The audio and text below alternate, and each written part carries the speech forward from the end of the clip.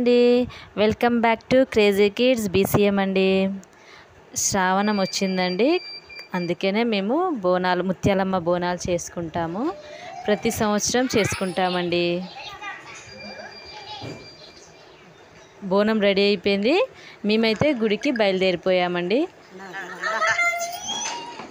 గుడికి వెళ్ళిపోతున్నాము. ఇంకా ఆ గుడికి వెళ్ళిన తర్వాత అమ్మవారికి పసుపు కుంకుమలు వేసి పూజలు చేసుకున్నాము. నైవేద్యం కూడా పెట్టేశామండి. ఈ వీడియో మీకు నచ్చినట్టయితే లైక్ చేసి షేర్ చేసి సబ్స్క్రైబ్ కూడా చేసుకోండి. అమ్మవారికి నైవేద్యం కూడా పెట్టేసుకున్నామండి.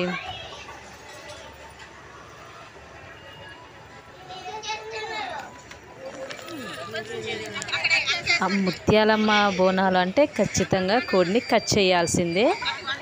ఇది మేము కొయ్యాల్సిన కోడి అండి, చక్కగా తినేస్తుందండి. సో ఇదైతే మా ముత్యాలమ్మ టెంపుల్.